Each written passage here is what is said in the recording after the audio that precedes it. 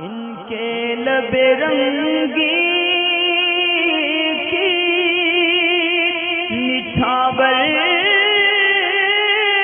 थी कि जिसने डेल लैपटॉप की जानिब से सवाल है। बैतुल खला में इस्तिंजा करते वक्त पेशाब की छींटें पैरों पर आती हैं और इसी तरह बाज़ लोगों का भी ये मामला रहता है। सवाल इसमें इस्तिंजा की छींटें भी आती हैं और पानी जब इस्तेमाल करते हैं तो उसकी छींटें भी पैर के साइडों में दोनों करवटों में आती हैं। तो ऐसी सूरत में नापाक होंगे या पाक होंगे?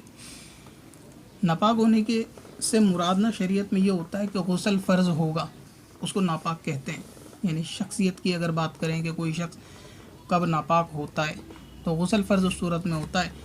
5 सूरतें हैं जिसके ताल्लुक़ से मैंने एक वीडियो बना रखी है कि हम कब नापाक होते हैं। यूट्यूब पे आप सर्च करके उसको देख लीजिए, उसमें आपको मालूम चलेगा गुस्ल का फ़र्ज़ होता है। इस तरह इस्तिंजा करने से बैतुल खला में जो पेशाब की छींटें आदमी के जिस्म पे आती हैं, पैरों वगैरह पे आती हैं, तो इससे नापाक आदमी नहीं होता। मगर ये कि जो पैरों पे आएंगी उतना हिस्सा ज़रूर अगर दिरहम से ज़्यादा है तो नापाक हो जाएगा।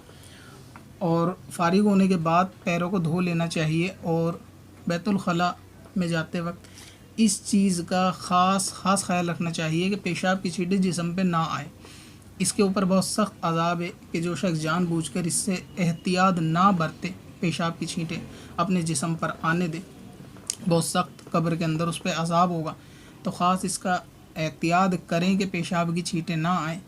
और जो पानी की छींटें आती हैं इस्तिंजा करने के बाद, जो इस्तेमाल करते हैं, पानी की छींटें शीट से टकराने के बाद उड़ती हैं, पैरों पे आती हैं, तो नापाक वो भी नहीं करेंगी, कपड़े पे आएँ या छींटें बदन पे आएँ।